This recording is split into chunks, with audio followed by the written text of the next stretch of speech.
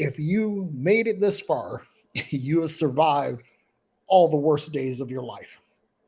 And so I'm changing the name of this little shindig to Unreligious because at first I was like Atheist Thursdays and I wanted to give a voice to the atheists, but I also know there are a lot of agnostics out here, and there are a lot of people who are metaphysical and all of that. And I don't want to cut anybody out except for the religious. 'Cause I really don't. I don't give a fuck about that philosophy. So, anyway, that being said, welcome to Unreligious, and I'm Derrick Day. In case you don't know me, and this right here is Cavazier VSOP. And hell yeah. So I'm going to go ahead and get right to it because there was something that I was thinking about. And Aaron Tomlinson and I discussed this before on Phreology, but it was more in a broader construct. So what I'm going to do is I'm going to narrow the funnel a bit because what I want to do is I want to get down to the scientific method and the Bible or any holy book. Because people will say, okay, I'll say God doesn't exist. And someone will say, well, God does exist. And so I always say, well, prove it and show your work. Like your old math teacher used to always say, when you had a math test, show your work. Got to show your work. Proves that you've actually done the work. Well, the scientific method basically is a stepwise approach that helps you observe, analyze, test, and postulate a conclusion and then communicate it. And that's really what happens in the scientific method. But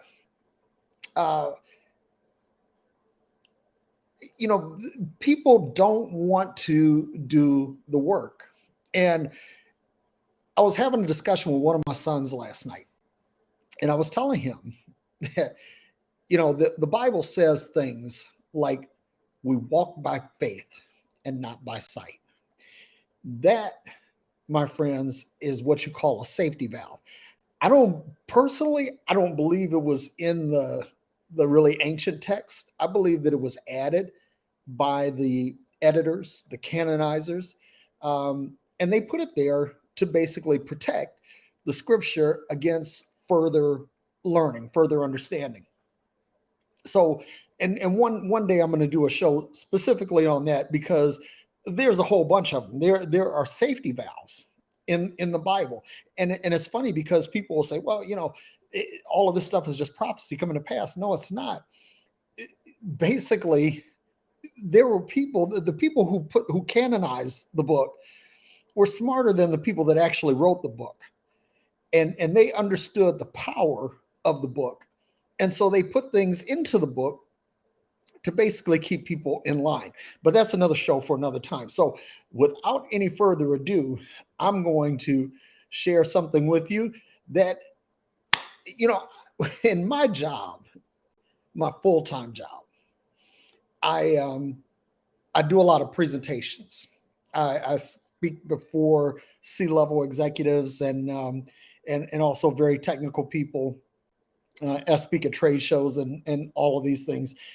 And so I'm pretty good at putting together PowerPoints. Now, you have to forgive me because in this particular case, I didn't have time to really make the letters sink into the circle, the circular arrow, because that takes a little bit of time, and I didn't really have that time. And I did this last night, and I was just like. I was doing some other things too. Like if you notice, we have a nice little graphic here on the screen. And then Aaron and we have a nice little graphic that we're going to show tomorrow because we're up in our game. Because these are things that people watch, they consume. And, if you're going to share your time with us, we want to make sure that you're getting the best value for your money. So with that being said, the scientific method, can it be used to prove or disprove God? And so basically you have 6 steps in the scientific method. Number 1, you make an observation. Number 2, you do research and ask questions. Number 3, you formulate a hypothesis. Number 4, you actually design the experiments that are going to test your hypothesis. Number 5, you analyze the results. And number 6, last but not least, that you draw a conclusion, which is basically what a theory is, because nothing is really concrete. Basically, everything that we understand to be true is either a hypothesis or a theory, because everything is subject to change. And that brings me to another point, is that anything that is, I don't know, anything that's provable has to be falsifiable. In other words, there has to be something that can actually dismiss this or prove it false, right? And the one thing about religion is religion does not give a birth to falsifying. Okay, so that's the thing. So this is my little presentation. So I'm gonna flip to the first slide here. Whoops, we had a little lag there. So the first thing, you're gonna make observations, and this is like either using your senses, the senses that the human body is equipped with, or you use sensors, something that can detect something. Because people will say, well, you can't see air, but you know it exists. Well, that's easily falsifiable, because if there is no air, you die. Moreover, you can do this, wave your hand around, and you can actually feel the air, because your hand is moving the fluid of the air, because that's what air is. Gases are basically lighter than air fluid. Okay. So anyway, the first thing, you're going to make some observations, and this is key, because when I made this transition from being a born again, spirit filled Christian and pastor and teacher and yada yada yada, making this transition required some observation, because I looked at things like the history of the Bible, the politics of the Bible, the culture of the canonizers, the culture of the authors, the alleged authors, and the timings of things. So these are things that I looked at in terms of the Bible itself. But then I started looking at outcomes, because see, if you can't produce an outcome, and it's not just producing an outcome, y'all, it's producing a tangible, measurable, and repeatable, high emphasis on the third, repeatable process. And so, I've seen things that cannot be explained with basic science. I've seen the supernatural. Aaron and I, we've talked about this on the air and off the air, that there are things that happen you can't really put your finger on, but they happen. But here's the catch: they're not measurable. You can't actually quantify any of these things and come to any conclusions. You can't quantify, you can't measure it. And even though observation is something that basically I can observe something, like people will say, I've seen Bigfoot. Okay, you've seen Bigfoot, but that's easily falsifiable, because other people haven't. So you may have seen something, But unless it is manifest in such a way that it's observable by others, then it's immediately falsifiable. So we look at observation, and again, I said either senses or sensors, because there is not a human being that has ever actually seen a black hole without some technical assistance. Either they had a telescope or they had a radio detecting device or something like that, something that's able to detect it, because we've never seen one. And frankly, based on what we understand about them, and if we got too close to one, that would probably be the end of us, because it's so dense that it produces such a strong gravitational field that even light can't escape it. So black holes are, potentially dangerous. And we've never seen one, never rode a spaceship up close to one or anything like that. However, we have detected them. And not only have we detected them, but we've detected them multiple times. And we've used the data that we glean from the ones that we detected to detect others. So now we have a means of observing and measuring. And because this happens, we're able to do this over and over again. It's repeatable. So even though there are some things you can't see, you can prove. Which that brings me to my next point here, and that is research and questions. One of the things that I say is that if what you believe or what you hold to be true can't withstand a simple Google search, it's not worth believing. It's not worth putting your faith, your trust, your confidence in. If it's easily debunked, easily falsifiable, then by no means should you ascribe any confidence to that thing.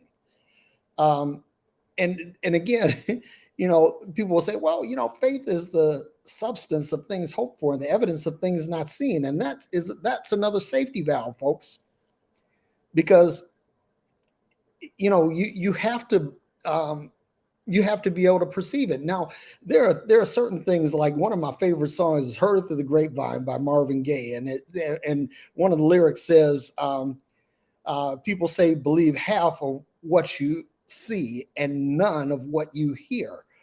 And that's good advice when you're dealing with people, because one, there's always sleight of hand or prestidigitation, and then what you hear, people lie to you all the time, and so you can't put your confidence in hearing. However, you can put your confidence in hearing if you are like in your car and your car starts making a knocking noise from under your hood. Basically, what that's telling you is that you have some pending engine trouble. But anyway, here's the thing. You want to develop questions or a problem that can be solved through experimentation. That's what, research and questions are. Basically, I say this all the time. I don't know everything, but I'm a smart guy. I know I'm smart, and because I've actually had it measured, so I know. But having intelligence is one thing, but being able to what happens is people brand you as being a know-it-all, and they say, "Oh, well, you just think you know every goddamn thing." I don't.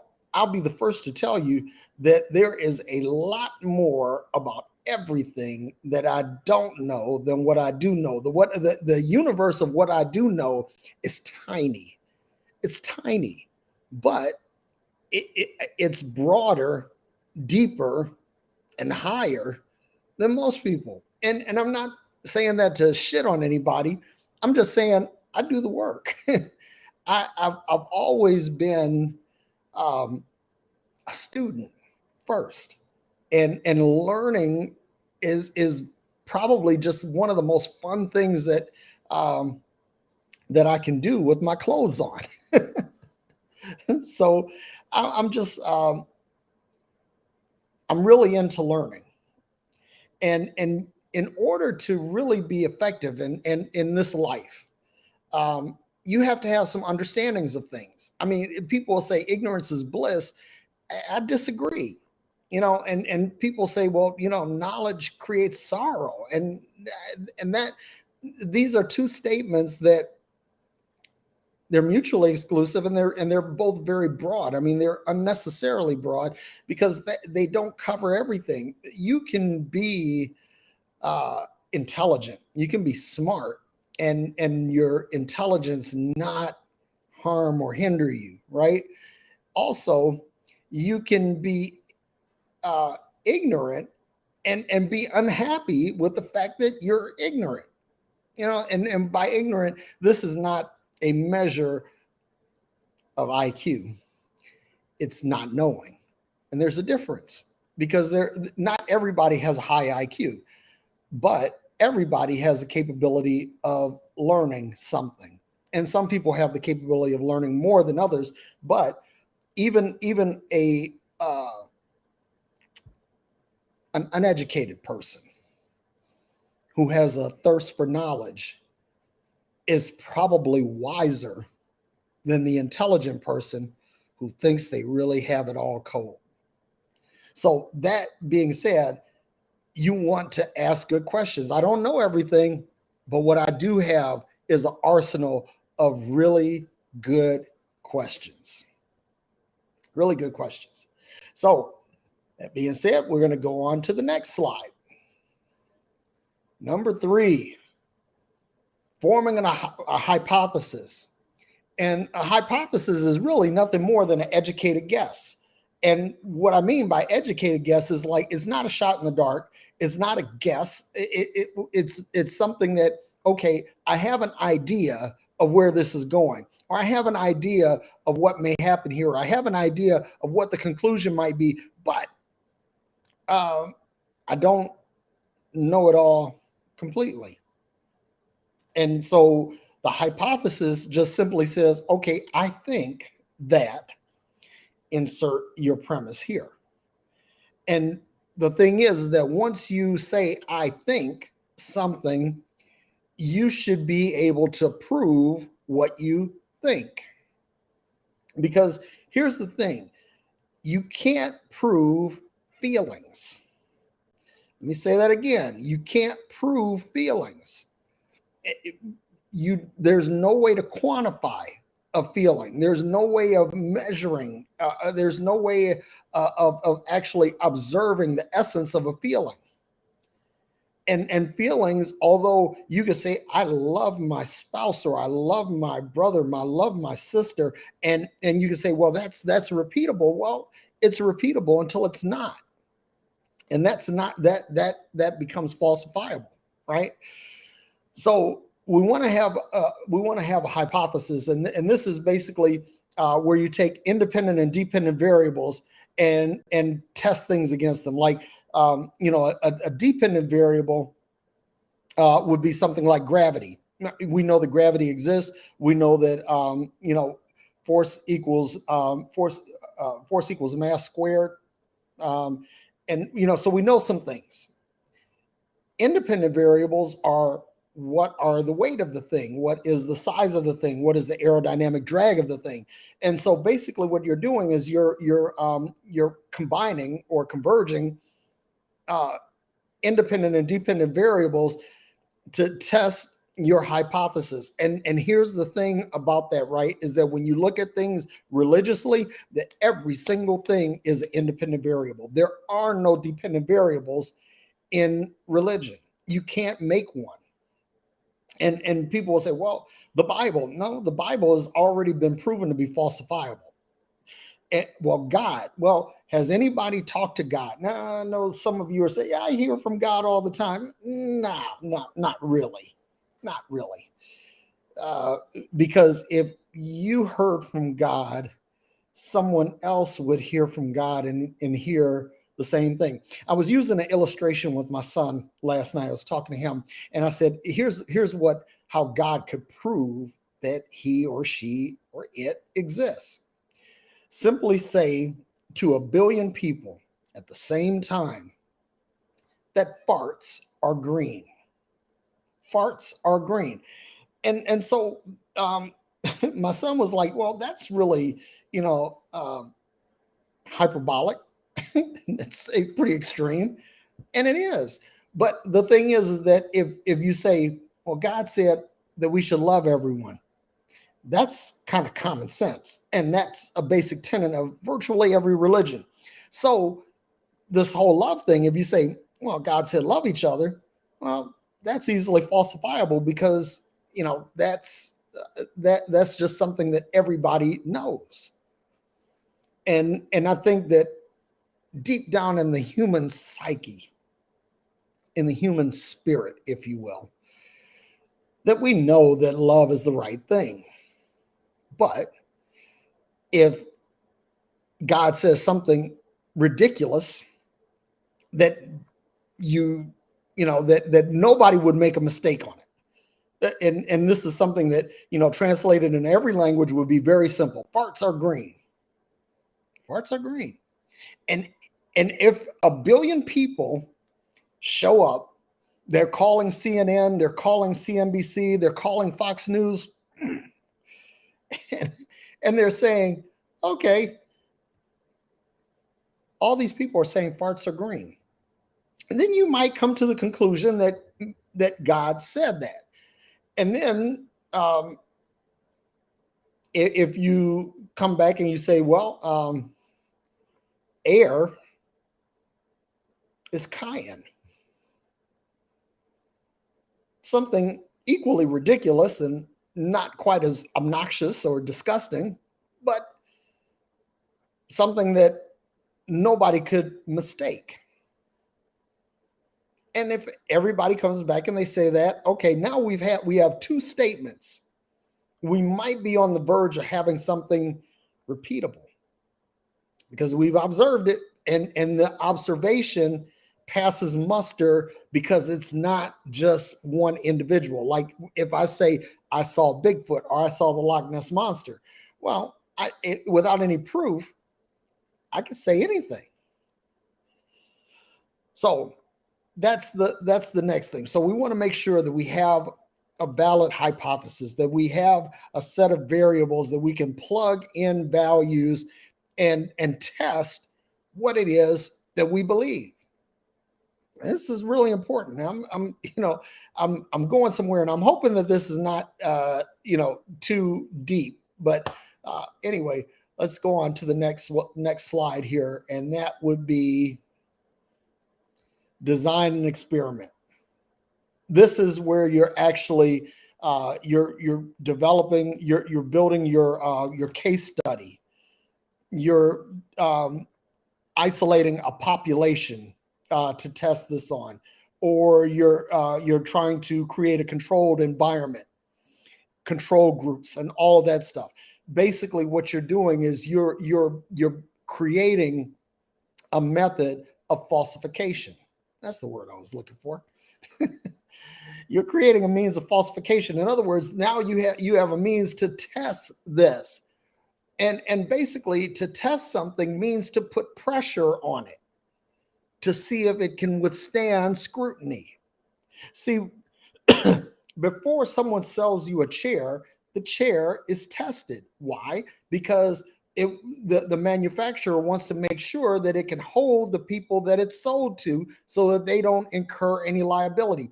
Cars are tested extensively.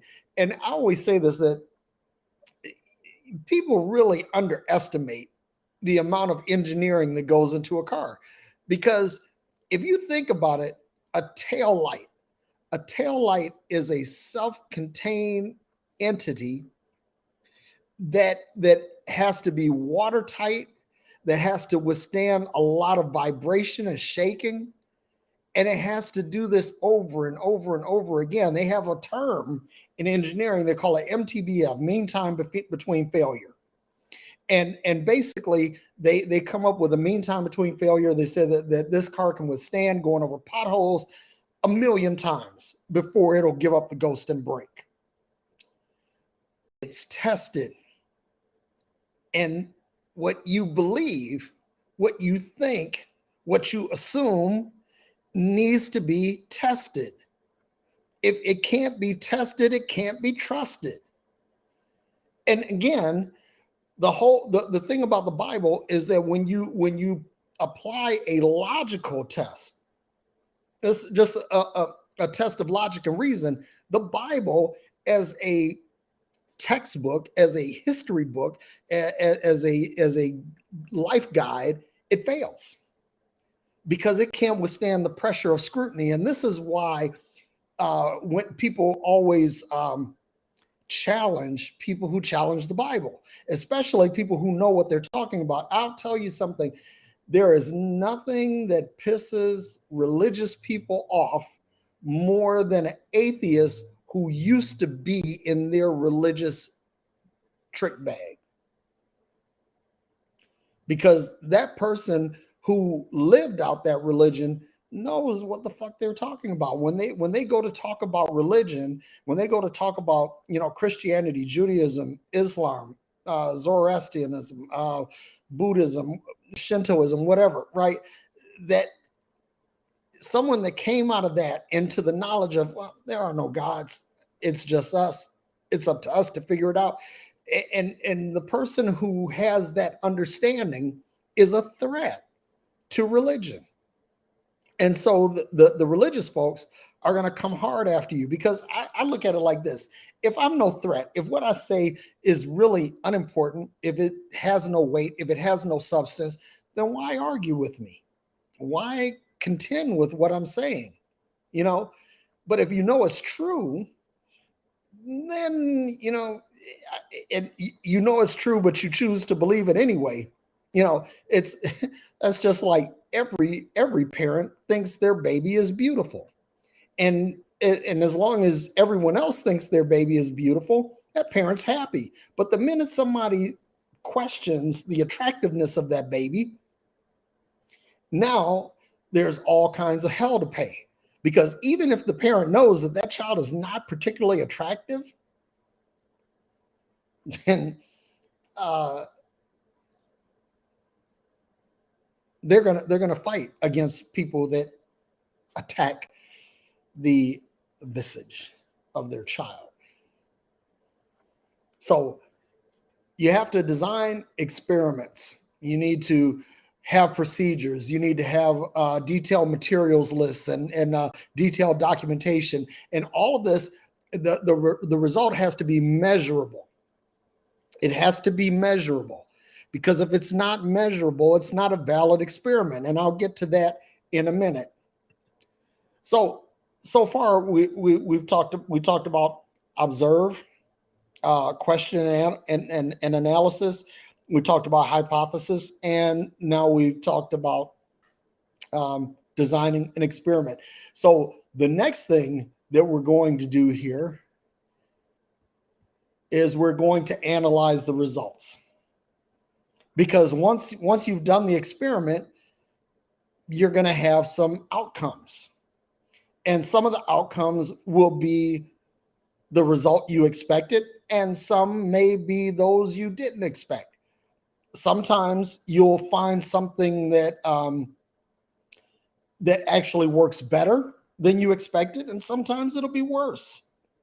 But you won't know unless you've designed effective experiments to test your hypothesis.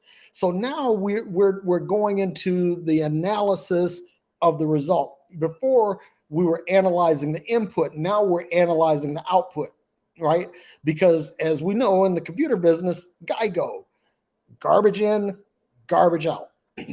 And again, this is the thing with religion. It's garbage in, because it's not, it's not falsifiable, or it is falsifiable, but it's not regarded to be, religion doesn't allow you to falsify its tenets, its precepts, and its books.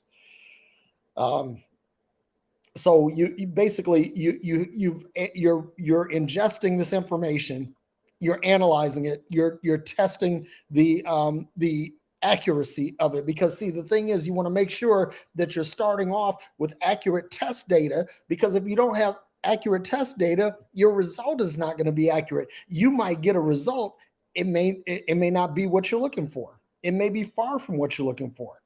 But again, when you go into the process and after you've done your experimentation, you've tested your hypothesis, now you have some results. And that brings us to the next thing,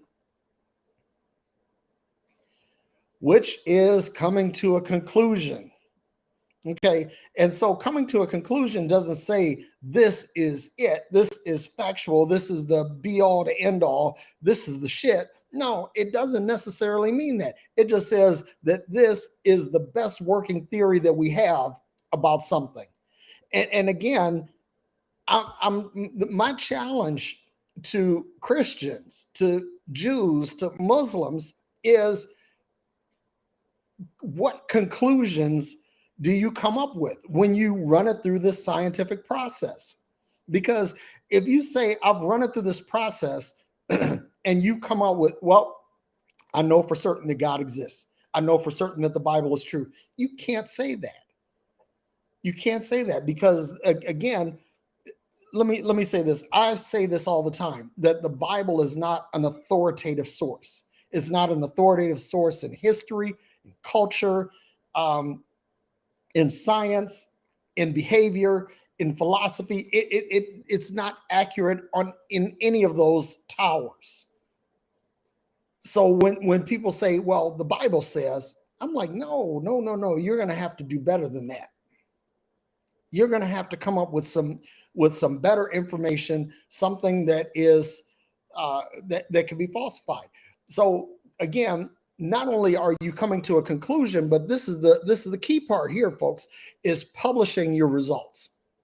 Because anything that you conclude, if you draw this conclusion based on your observation, based on your questions, based on your hypothesis, based on your experiment, based on your results, and you say, okay, this is the conclusion, then okay, great. Now it's time to subject that to peer review.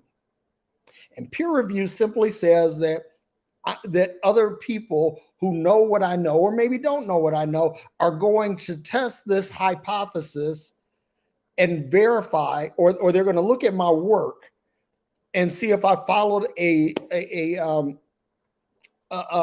solid pattern, a solid path, and in order to come to my conclusions, right?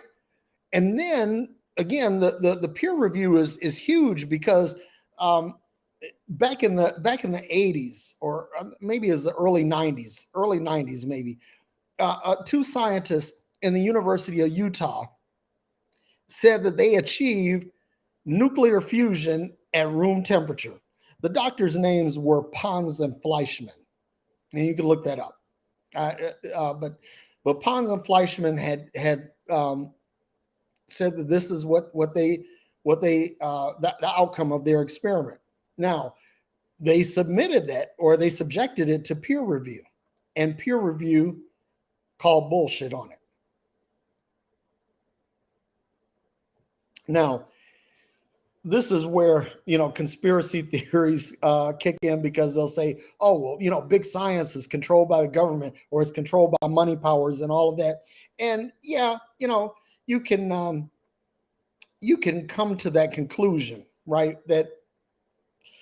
That science is, the science is controlled as well. But the thing about science is that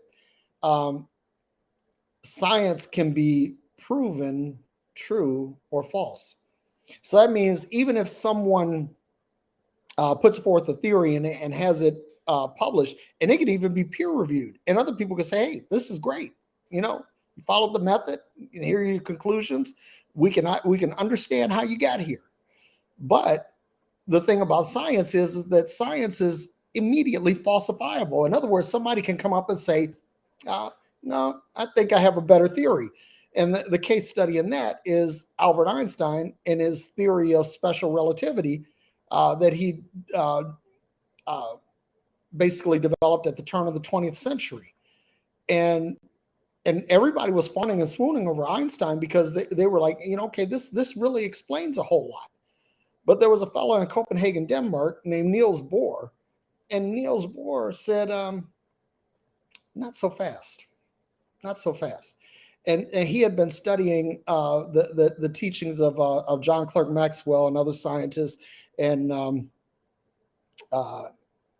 he was also a contemporary of Werner Heisenberg, and I'm trying to think of who else was it.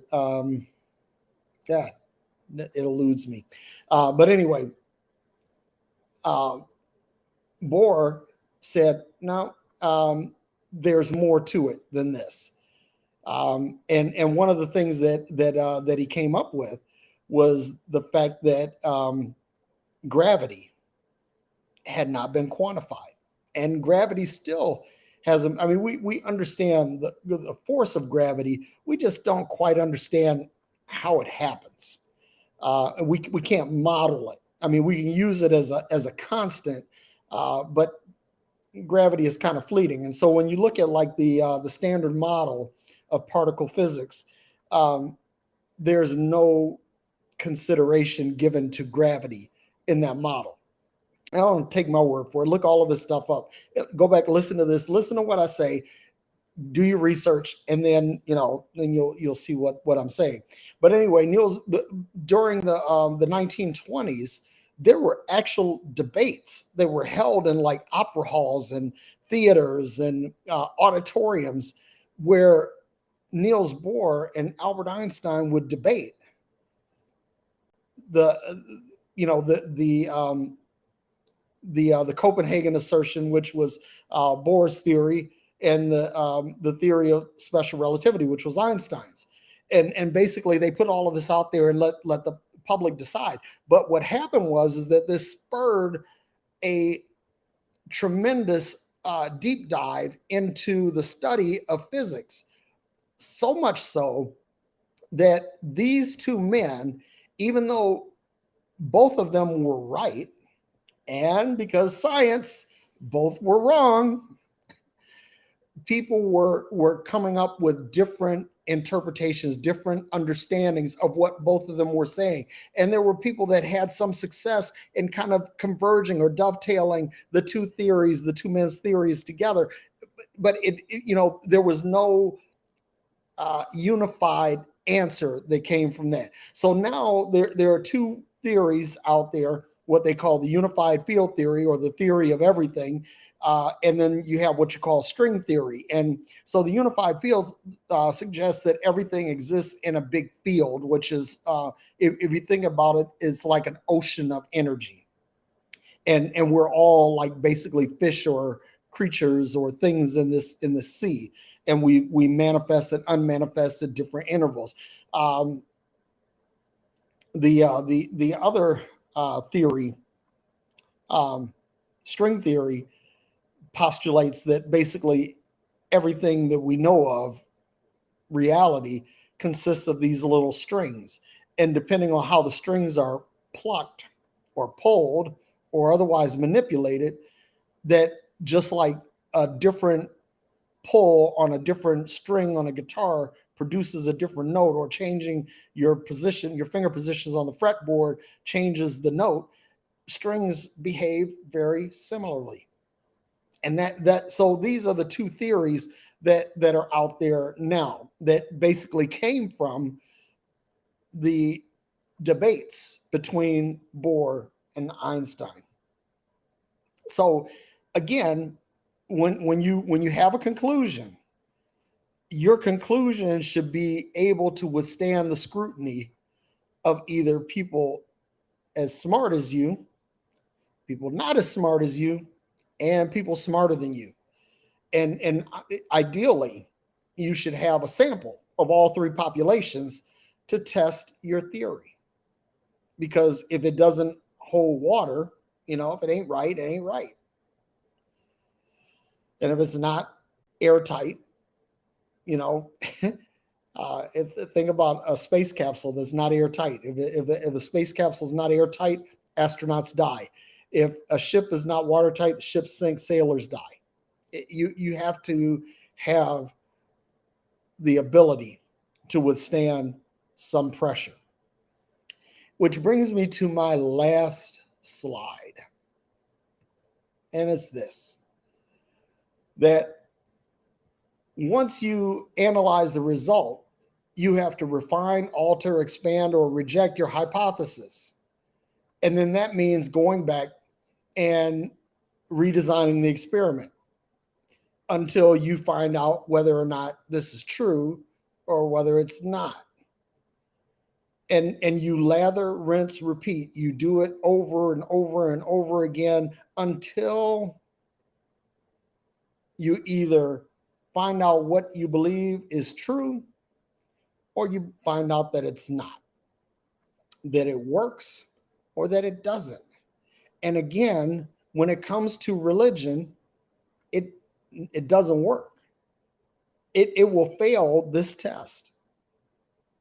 At some point in the 6 steps of the scientific method, the Bible, the Quran, the Torah, whatever religious book you can think of, Dianetics, it's going to fail the test.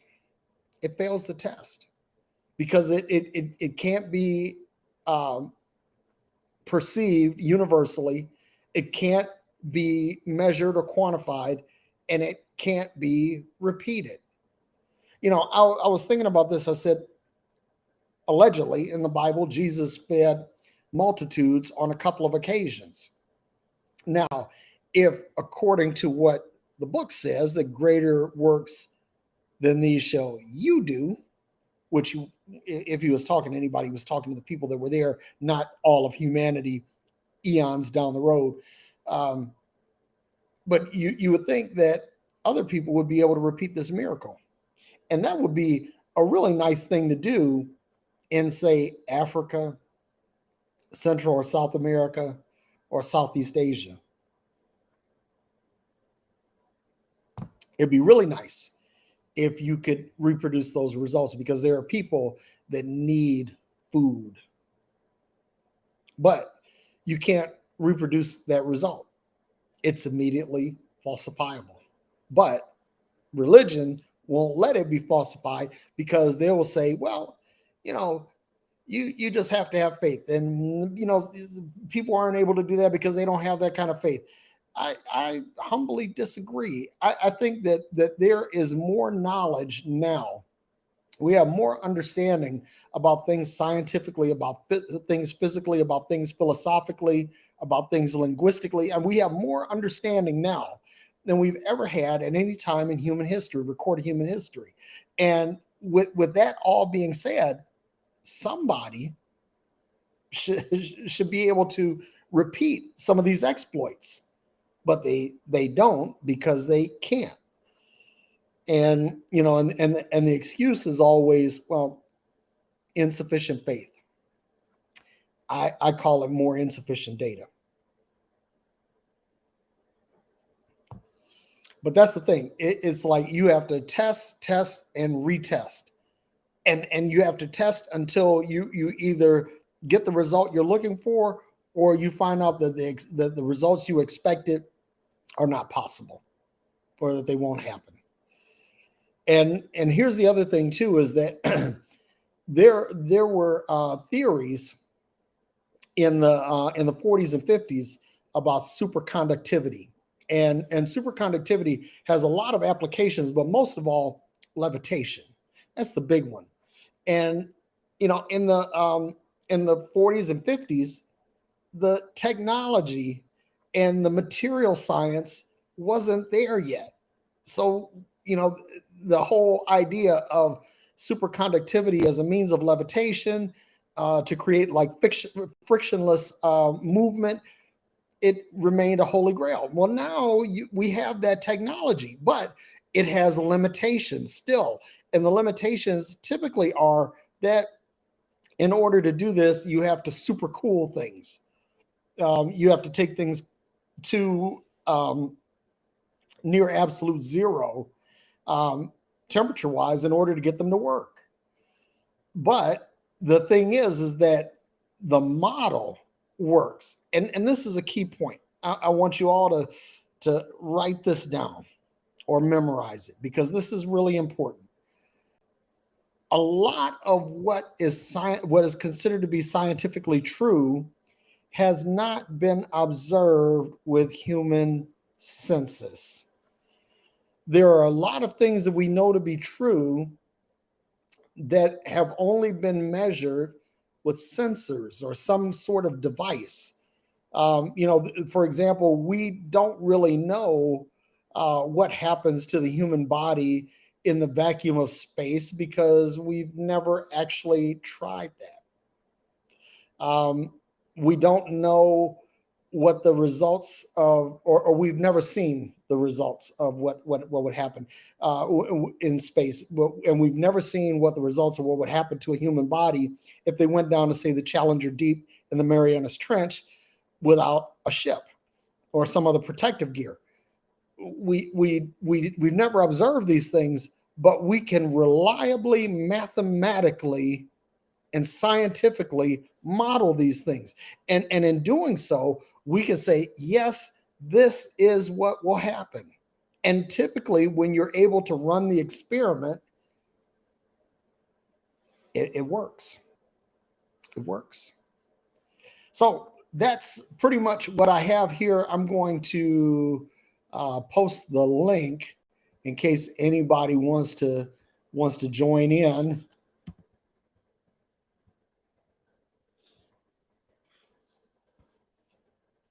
Because, hey, you might know something that I don't, and that's cool. I'm okay with not knowing it all. What I'm not okay with is being told that I can't. Because what that says is that you should just simply accept something without proof, without evidence. And I just can't do that. There was a time in my life when I could say, man, I don't need to feel, I got my faith. I don't need to know, I got my faith. I used to say those things, but the reality is that all of that, there's you can't prove it. You can't prove it. It's just, and it's not even a good hypothesis, right? Because a good hypothesis says, okay, I can design an experiment to either verify or falsify this, right? But with religion, you can't even do that. Spirituality, you can't even do that. Now, I happen to be fond of metaphysics, because metaphysics says, okay, we're going to bring some of this understanding of the spiritual into the realm of the scientific in such a way that we could quantify it. Okay, great. That's awesome.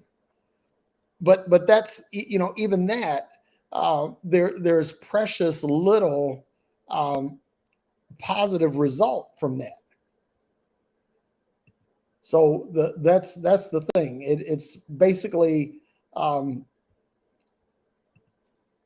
the scientific method is the easiest way to call bullshit on something. But you have to be willing to do the work. See, that's the other thing too, is that most people don't do the work. And that, even in the atheist camps, people will dismiss religion without having tested it. But for someone that has tested it, someone that has been in the faith, someone that has prayed, someone that has seen the supernatural, that person, you can't formulate an argument against them. Why? Because they know. And that's the challenge. I'm putting this in the chat, and if anybody wants to join in, take part in my little moment of madness here, you're more than welcome to. I'd love to hear from you. Oops. So let's take that down. So how many of you guys already know the scientific theory or scientific method? How many of you know that already? I'm curious. Show of hands or click some hearts or hands or something, say, hey, I know what the scientific method is.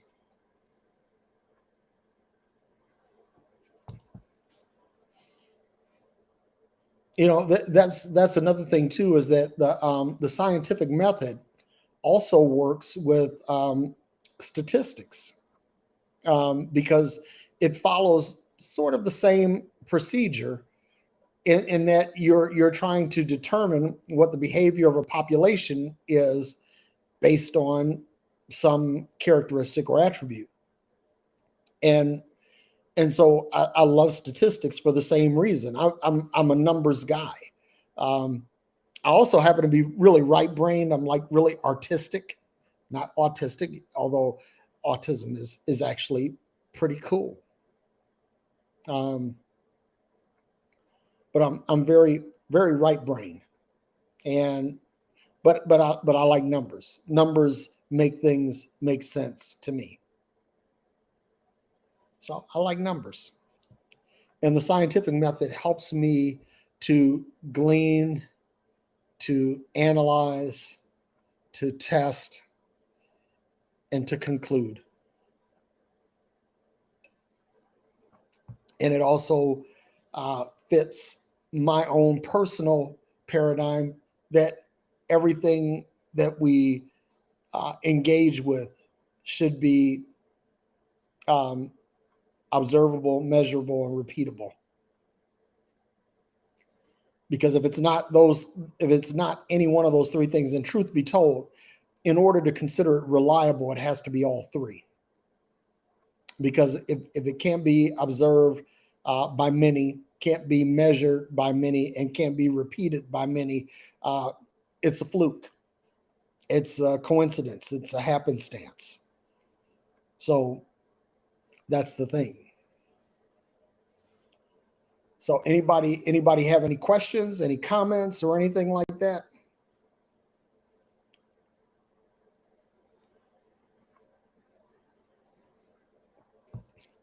Cool. Well, I'm about to sign off then, and enjoy the rest of this cognac, which is just absolutely fucking amazing. And I'm actually on vacation for the rest of the year, so I'm going to enjoy this time off. I got some goals that I want to accomplish, and that brings me to what Aaron and I will be talking about tomorrow. We're going to be talking about goals, because we're at the end of the year and people are going to make New Year's resolutions and they're going to set goals for themselves. Still making dinner, huh? Yeah, that's cool. Actually, this is sort of like my last thing. I'm trying the intermittent fasting thing again. So I stopped eating a few hours ago, but I think I'm coming up on time to stop drinking too. So I have really like about 5 minutes to finish this drink.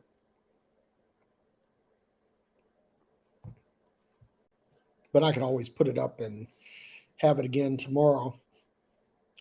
So yeah, again, be sure to tune in tomorrow night, this same bat time, same bat channel, where Aaron Tomlinson and I will do Freeology Friday, and we're going to be talking about goals and talking about how you can get there. And let me say something too.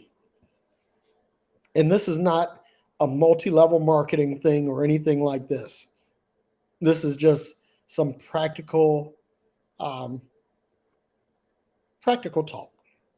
Let's put it that way. Because I'm going to say this, and not to boast, but to say it, that since 1996, I have not had a year where I made less than $110,000. Not one year.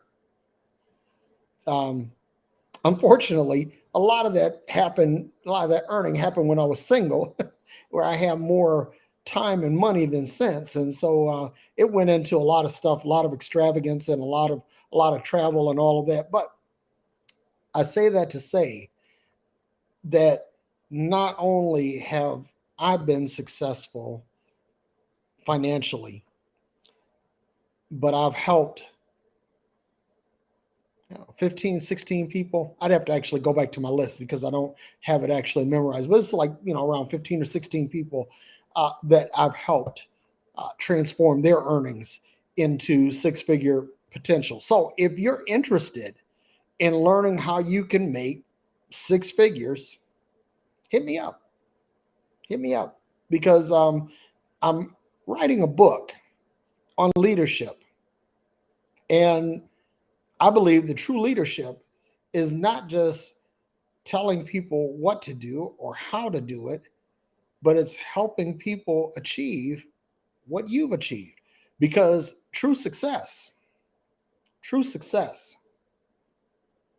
is not just getting it for yourself. True success is helping others get it too. And I'll tell you, there's nothing more precious to me from the standpoint of success than helping others achieve what I've achieved or achieve greater. And I actually know a couple of people that I've actually helped become millionaires, even though I'm not a millionaire myself. I've been one on paper before. I actually have. So if there are no questions, all minds are clear, I will put this PowerPoint into a PDF, and I'll put it out on Facebook. And if you're interested in going through it, then great. Because if you know the scientific method, that will help you call bullshit on a whole bunch of stuff, and it will also help you fortify good things that you hold to be true things, logical, reasonable things. So, all that being said, thank you for attending my TED Talk. Don't forget, tomorrow night, 7 p.m. Eastern Time, 6 p.m. Central, 5 p.m. Mountain, and 4 p.m. Pacific, Phreology Friday with Aaron Tomlinson and Derrick Day. That's me. Don't miss it, because if you do, well, you'll miss something really cool. I can't do nothing for you on that. So, until next time, peace and hair grease.